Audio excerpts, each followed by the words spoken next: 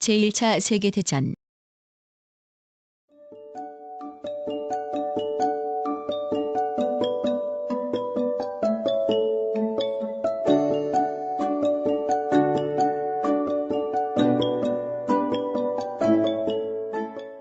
일. 개관. 1914년부터 4년간 계속되었던 세계전쟁. 1914년 7월 28일 오스트리아 세르비아에 대한 선전포고로 시작되어 1918년 11월 11일 독일의 항복으로 끝난 세계적 규모의 전쟁이다.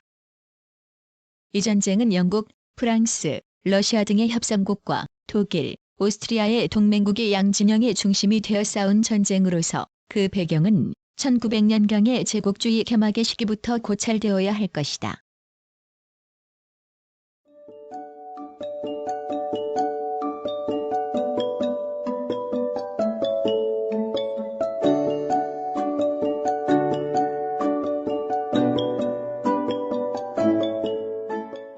이. 배경, 원인. 1. 제국주의 열강의 세계분할.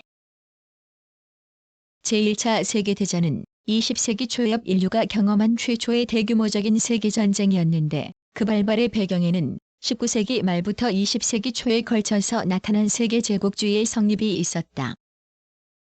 이 시기에 유럽 제국과 미 합중국, 약간 뒤늦게 일본 등에서는 자본주의 경제가 독점 단계로 들어가 각국은 대형화한 경제력의 배출구를 필요로 했고, 이에 따라 이들 국가는 해외에서 식민지나 세력권을 넓히기 위한 격렬한 경쟁을 전개하였다. 그 결과 세계는 제국주의 열강에 의하여 거의 분할되었으며 이제는 그 재분할이 열강의 주요한 관심사가 되었다. 그리하여 19세기 말에 쿠바나 필리핀을 둘러싼 미국 스페인 전쟁이나 남아프리카의 보호 전쟁 후 20세기에 들어서 제국주의 열강의 재분할 경쟁에 새로운 초점이 된 것은 아시아의 병든 대국인 중국과 투르크였다. 따라서 중국 동북과 한반도의 지배를 놓고 일본과 러시아 사이에 제국주의 전쟁이 일어난 것도 우연한 일이 아니다. 러1 전쟁의 배후에는 각각 영국, 미국과 프랑스, 독일이 있으며 1905년까지 제국주의의 국제 대립의 중심은 동아시아에서의 러시아와 영국 간의 항쟁에 있었다.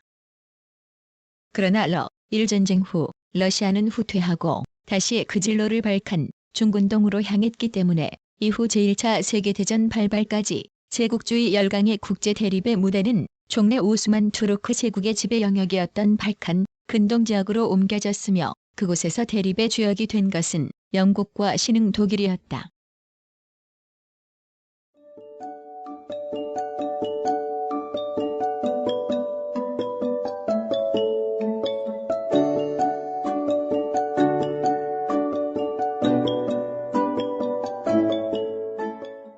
이. 삼국협상과 삼국동맹.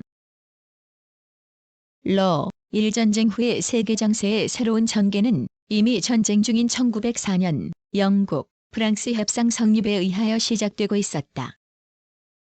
이 이대 식민제국은 세계 각지에서의 양국의 대립을 해소하고 특히 이집트와 모로코를 서로 상대국의 보호령으로 인정하여 협정을 맺었다. 이어 영국과 러시아도 러1 전쟁 후 중국에서의 대립이 완화됨으로써 접근하기 시작하여 독일의 근동 진출과 이란에서의 입헌혁명이 직접적 계기가 되어 양국은 이란에서 서로의 세력권을 확인하는 등 1907년 영국-러시아 협상을 성립시켰다. 이렇게 성립된 삼국 간의 협상체제는 이들 삼국이 세계 가운데서의 식민지 지배체제를 유지하기 위한 힘의 과시인 동시에 독일, 오스트리아, 이탈리아 삼국 동맹에 대항하여 유럽의 세력 균형을 유지하기 위한 외교 관계였다. 한편 삼국 동맹 내에서는 이탈리아가 오스트리아와의 대립에서 프랑스에게 접근하기 시작하였으므로 독일은 점차 국제적 고립을 더하여 갔다. 삼국 협상과 삼국 동맹의 대립의 주축은 영국과 독일로서 그것은 세계 시장에서 이미 우월한 지위를 차지한 식민제국과 그 경쟁에 뒤늦게 참가한 신흥제국주의국 간의 대립을 나타내고 있었다. 양국 대립의 근원은 1880년대로 거슬러 올라간다. 1880년대에 시작된 영국의 3시 정책과 독일의 3비 정책 한이 암투는 1890년대에 들어오면서 독일의 공업과 무역이 영국의 구세력을 위협하자 더욱 첨예화하였으며 양국은 세계 시장에서 격렬한 경제 경쟁을 전개하였다. 뿐만 아니라 1898년에 독일이 대함대 건설에 나서면서 건함 경쟁이 일어났으며 이로써 양국 간 경쟁은 더욱 격화하였다. 이와 같은 정세하에서 독일은 프랑스의 모로코 보호령화에 반대하여 1905년 3월 제1차 모로코 사건을 야기시켰으나 오히려 국제적으로 고립하였고 영국의 협력 관계는 더욱 강화되었다. 또한 1911년 7월의 제2차 모로코 사건에서도 영국은 프랑스를 지지하여 전쟁도 불사한다는 강경 태도를 취하였으므로 독일의 외교 공세는 두 번 다 실패하였다. 한편 1903년 이래 독일은 투르크에서 바그다드 철도의 건설을 추진하였고 또 투르크 육군의 근대화를 지도하여 이 나라에 대한 영향력을 강화하여 갔다. 그리하여 국제적으로 고립함에 따라 독일의 대외 진출의 중점은 근동으로 옮겨졌다. 따라서 이 지역에서의 독일의 3비 정책은 지중해로의 진출구인 다르다넬스, 보스포루스 해협의 지배를 노리는 러시아의 진출과 함께 대영 제국의 생명선을 잇는 3시 정책에 대한 위협으로 느낀 영국과의 마찰을 증대시켰다. 그러나 제1차 세계대전 전의 국제 대립에서 이른바 주역을 담당하였던 영국과 독일은 서로 예리하게 대립하면서도 그 행동은 신중하였다. 양국은 1908에서 12년 해군 군축 교섭을 계속하였고 또 근동에서도 오랜 교섭 끝에 타협에 도달하였다. 결국 대전은 양대국의 직접적인 충돌에서가 아니라 협상대동맹이라는 두 개의 블록 사이의 대립, 특히 양진영 내에서의 조약 러시아와 오스트리아의 발칸 반도에서의 대립을 직접적 계기로 하여 발발하였다.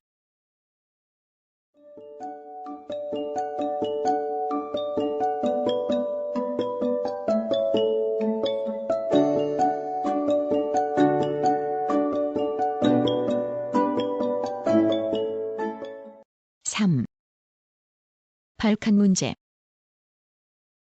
발칸은 일찍이 투르크의 지배하에 있었고 유럽의 화약고였다.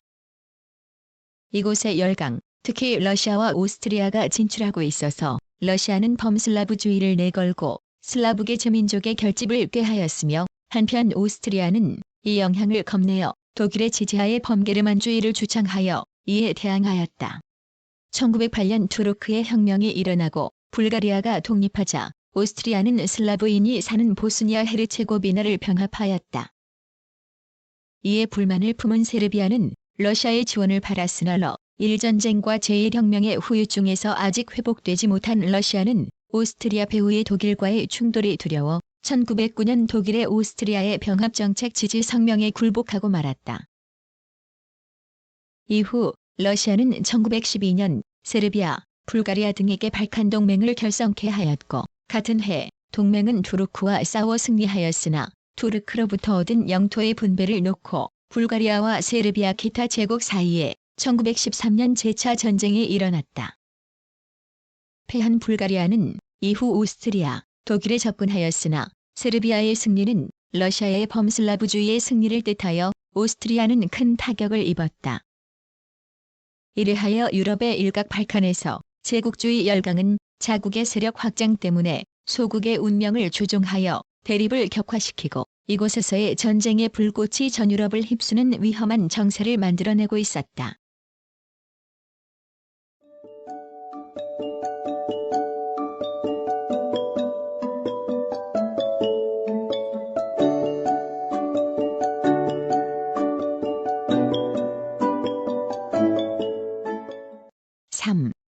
발발. 1914년 6월 28일 긴장이 고조되는 발칸의 일각, 보스니아의 사라예보에서 오스트리아 육군 대연습의 통감으로 이곳을 방문한 오스트리아의 황태자 페르디난트 부부가 세르비아의 참모본부 정보부장이 밀파한 7명의 자객 가운데 지프린치프의 흉탄에 맞아 피살되었다. 오스트리아는 이 사건을 이용하여 세르비아를 타도하고 발칸에서의 열세를 일거에 만회하고자 하였으며 독일도 그것을 지지하였다. 오스트리아는 7월 23일 세르비아가 도저히 받아들일 수 없는 조건을 붙여 최후 통첩을 보냈으며 이것이 일부 거부되자 즉각 세르비아와 국교를 단절하고 이어 28일에는 선전을 보고하였다. 그동안 오스트리아는 7월 5일에 황제 특사를 독일로 보내어 대세르비아 강경 방침에 대한 독일 측의 양해를 얻었다. 종래의 정설은 독일이 오스트리아에 끌려서 전쟁에 말려들었다고 보았으나 근년의 연구로는 세르비아에 대한 강경 방침을 내세우면서도 주저했던 오스트리아의 지도자를 격려하고 오히려 빨리 전쟁을 개시하도록 압력을 가한 것이 독일 측이었음이 밝혀졌다.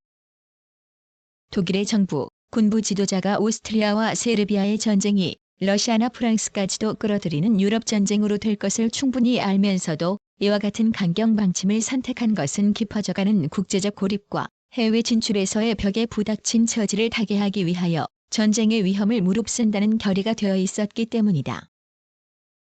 더욱이 독일이 이 시기를 택한 것은 독일 측의 군비 강화가 1914년 여름에 그 절정에 달하는 데 대하여 프랑스나 러시아의 그 시기는 1915년 또는 1916년이었으므로 따라서 지금이 가장 유리하다고 판단했기 때문이기도 하였다.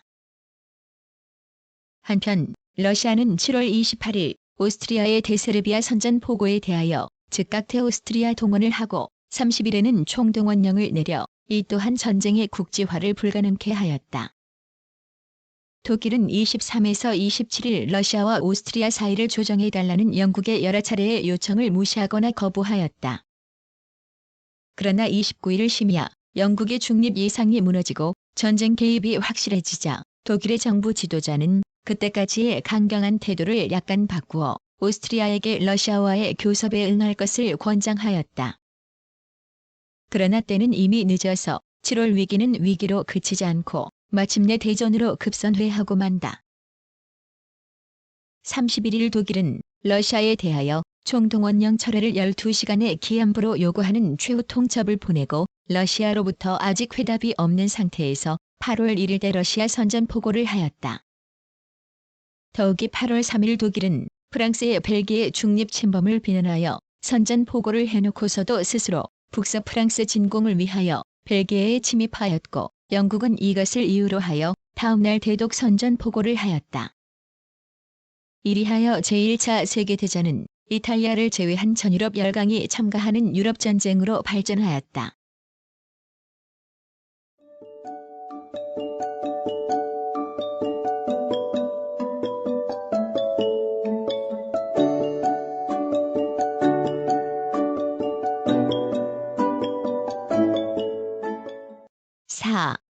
경과. 독일의 작전은 서쪽에서 프랑스를 먼저 굴복시키고 이어 동쪽으로 옮겨서 러시아를 칠 계획이었다. 따라서 독일군은 개전 후 가장 먼저 북서 프랑스로 침입, 파리로 육박하였으나 1914년 9월 초순 마르니 싸움에서 진격이 저지되었다. 한편 동부 전선에서는 러시아군이 의외로 빨리 프로이센으로 침입하였으나 독일군은 힌덴부르크 원수의 지휘하에 8월 말 타넨베르크에서 러시아군을 대패시켰다. 그러나 동서공이 결정적 승리를 거두지는 못하였으며 곧이어 참호전으로 바뀌어 전선은 교착되었다. 이 사이에 동아시아에서는 일본이 연합국 측으로 참전하여 이 기회에 동아시아 및 태평양에서의 독일의 권익을 빼앗고 특히 중국에서의 발판을 굳히려고 하였다.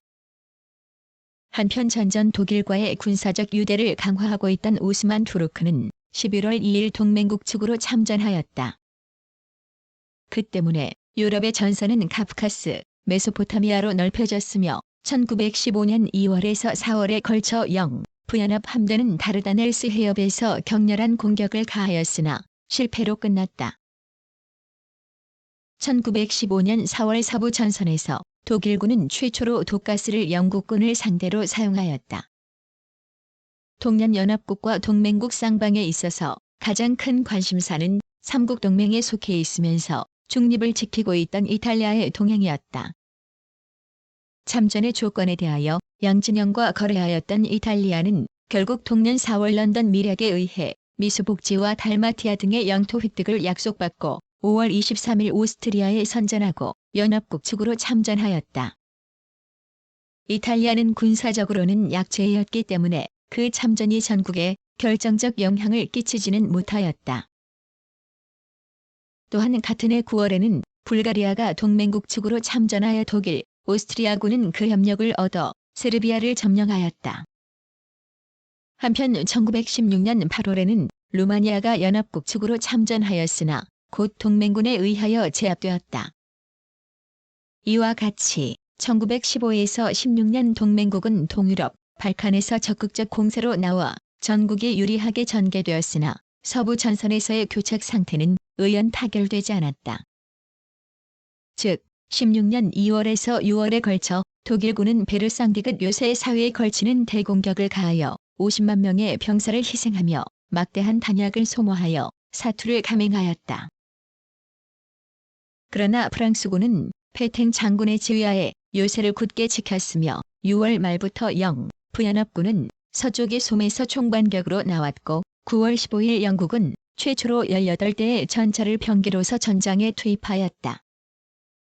약 5개월에 걸친 이 전투에서 북군은 90만 명, 독일군도 60만 명의 사상자를 내면서도 승패가 가려지지 않았다. 이와 같은 육상에서와는 달리 해상에서는 영국이 압도적으로 우세하였다. 독일 해군은 대폭적 증강에도 불구하고 영국에 비하여 수적으로도 열세이어서 개전 이래 북해에 갇히고 말았다. 중요한 해전으로는 1915년 12월 도거뱅크의 해전과 1916년 5월 유틀란트 해전이 있었을 뿐인데 모두 승패를 가리지 못하였고 영국의 해상 지배권은 흔들리지 않았다. 이 전쟁에서 신병기로 등장한 전차는 영국에 이어 1917년 프랑스, 1918년 독일이 각각 그 뒤를 이었으며 주로 정찰용으로 쓰인 비행선은 독일이 처음 사용하였다.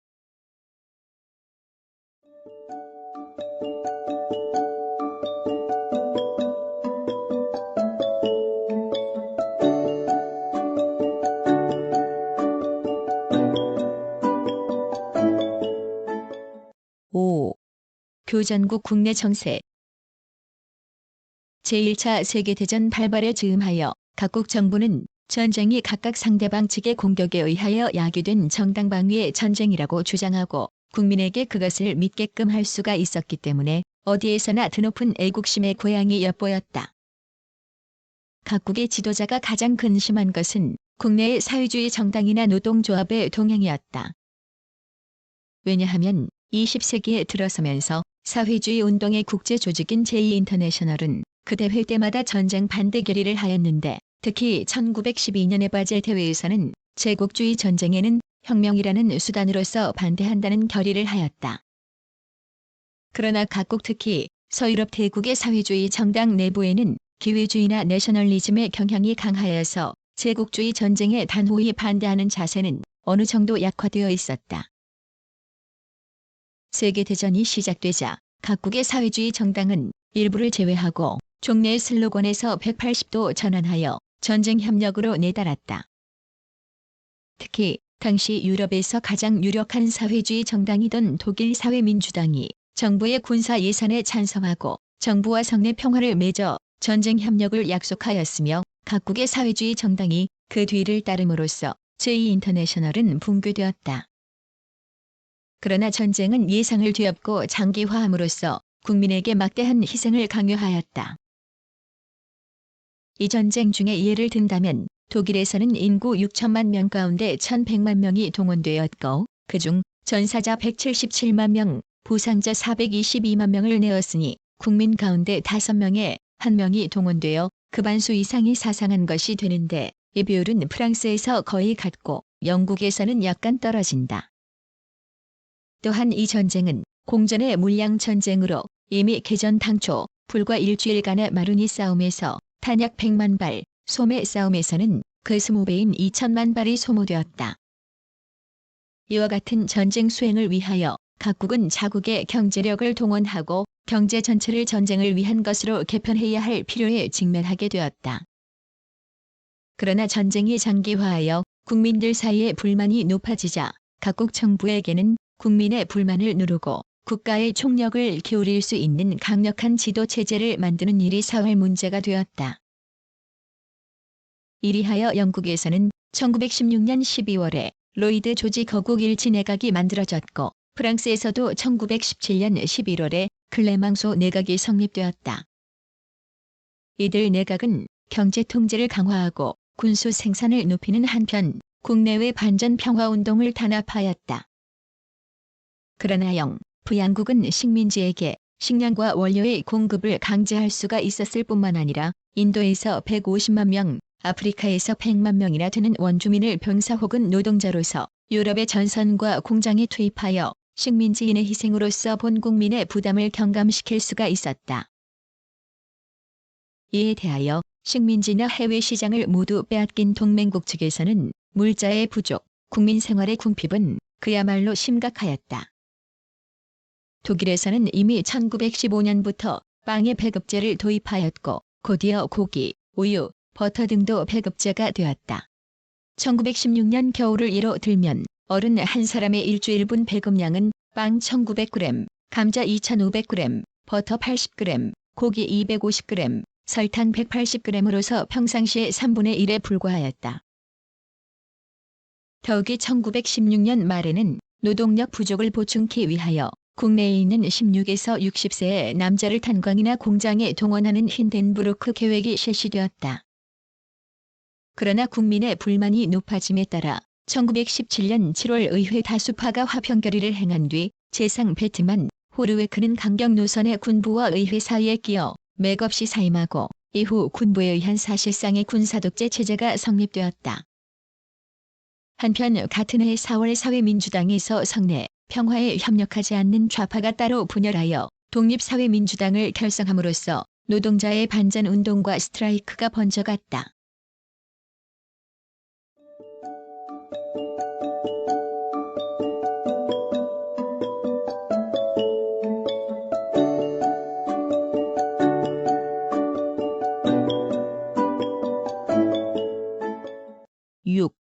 대전 중 비밀 외교. 제1차 세계대전 중의 교전국은 결속을 다지고 또한 중립국을 끌어들이기 위하여 전후의 영토나 세력권의 재분배를 약속하였다. 1915년 협상국 측은 이탈리아에게 미수복지를 비롯하여 터키령과 아프리카의 독일령 식민지 등의 분할을 약속하였다. 또 불가리아는 세르비아령 마케도니아를 약속받고 동맹국 측으로 루마니아는 헝가리령 트란실바니아의 영유를 미끼로 연합국 측에 끌려들었다. 또 빈사의 유럽의 환자 오스만 투르크의 영토를 에워싸고 부는 러시아의 다르다넬스, 보스포루스 양해협의 영유를 약속하였으며 다시 영국, 프랑스, 러시아 3국은 1916년 5월 사이크스-피코 협정을 맺고 러시아의 흑해 동남 연안을, 프랑스에게 시리아를, 영국에는 남메소포타미아의 영유를 각각 약속하였다. 또한 투르크령 서아시아에서는 아랍인의 독립운동이 고조되었는데 영국은 1916년 초에 아랍인에게 전후 이 지방에 아랍국가 건설을 약속하는 한편 1917년 11월 연합국에 사는 유대인의 협력을 얻기 위하여 같은 지역의 팔레스티나에 유대인의 국가 건설을 확약하였다. 또 인도에 대하여서도 전쟁 협력의 대상으로서 전후의 자치가 약속되었으나 그것도 이루어지지 않은 채로 끝났다. 똑같이 동맹국 측에서도 독일은 대전 중 러시아령의 빈사람, 발트 3국의 제민족, 폴란드인, 우크라이나인에게 독립을 약속하였으나 그것은 모두 러시아 제국의 해체를 목표로 한 것이었다. 한편 일본은 1915년 1월 중국에 위한 스카이원색의 정부에게 산동성이나 만주, 몽골을 위시한 중국 전토에서의 일본의 권익 획득에 대한 21개조 요구를 강요하고 최후 통첩에 의하여 그 대부분을 승인케 하였다.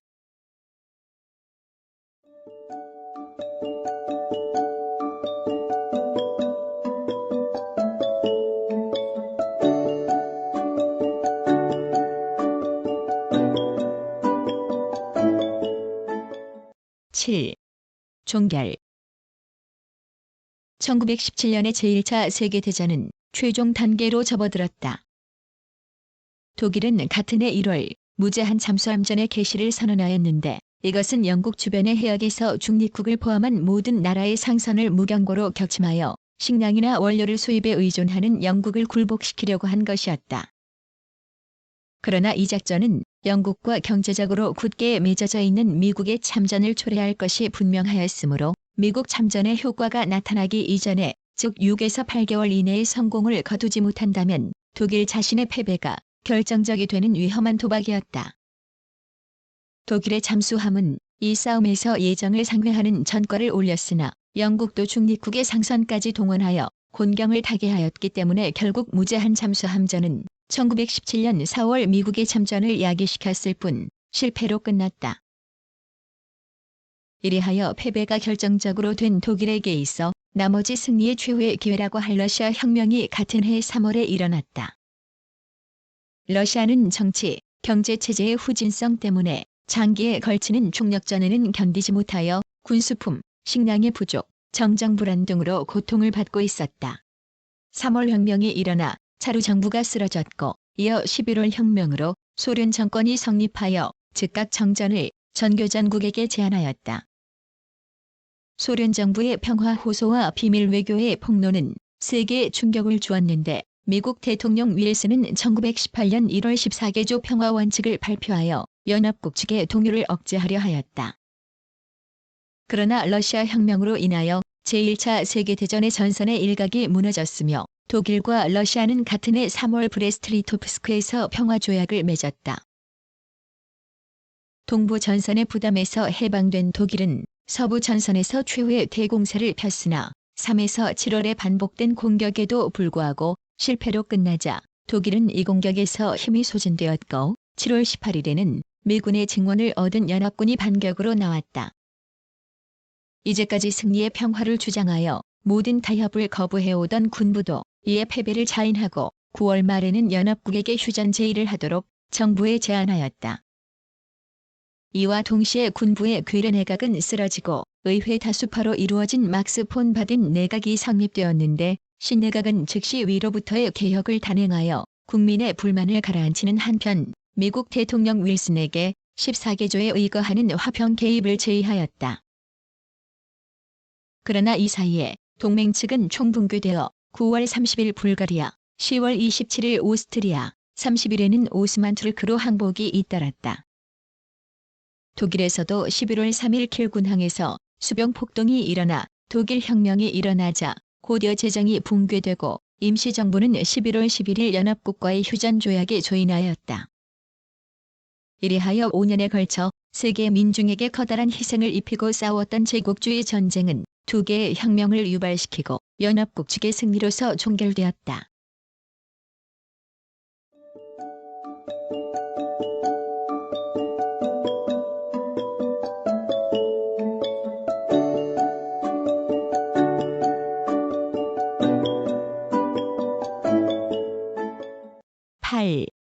베르사유 조약. 제1차 세계대전을 종결시키는 강화회의는 1919년 1월 18일부터 파리에서 개최되었다. 독일과의 강화조약을 심의하는 이 회의를 주도한 이념은 미국 대통령 D.W. 윌슨의 14개조의 원칙이었으나 이것은 세계 민중의 평화의 원망을 대표함과 동시에 세계 정치에서 주도권을 잡으려는 미국의 제국주의 요구의 표출이기도 하였다. 따라서 영국, 프랑스, 미국의 3대국이 주도한 이 강화회의는 열강의 거래의 무대가 되었으며 그러나 윌슨의 이념은 독일에 복수하여 그 힘을 갤 수 있는 한 약화시키고 그 대신 스스로 패권을 확립하려 한 부양제국주의국의 현실적 이해 앞에 패하여 크게 빗나가고 말았다. 그 결과 6월 28일 베르사유에서 조인된 강화조약의 내용은 독일 국민에게 매우 가혹한 것이 되었다. 즉, 이에 따라 독일은 해외 식민지를 모두 잃었고 알자스로렌을 프랑스에 반환하였을 뿐만 아니라 벨기에, 폴란드, 체코슬로바키아에게 각각 약간의 영토를 할양함으로써 인구의 15%와 유럽에서의 영토의 10%를 잃었다. 또 엄격한 군비 제한이 부과되었을 뿐만 아니라 같은 민족인 오스트리아와의 합병도 금하여졌다. 특히 무거운 짐이 된 것은 배상으로서 1921년에 1320억 마르크가 결정되었다. 한편 다른 동맹제국과의 강화조약은 생제르맹 조약, 뇌 조약, 세브르 조약, 트리아농 조약 등 각각 별개로 체결되었다. 베르사유 조약을 중심으로 이들 조약이 형성한 전후의 국제 질서를 베르사유 체제라고 부른다. 이 체제는 독일, 오스트리아, 오스만 투르크 등 동맹국 측의 구제국을 해체하여 단일 소국가로 하였을 뿐 아니라 민족 자결의 원칙에 따라서 발칸과 동유럽에는 다수의 소국가를 만들었다.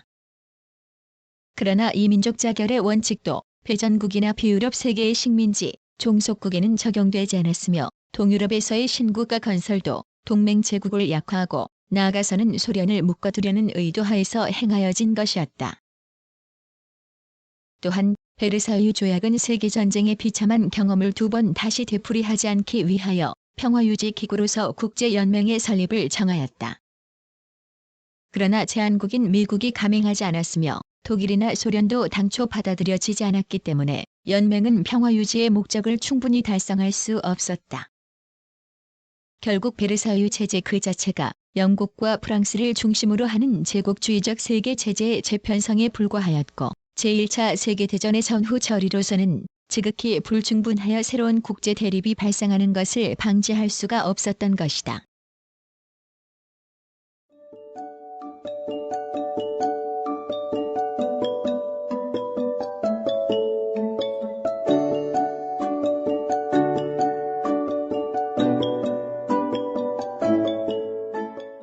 구성, 나그네 구석구석 여행.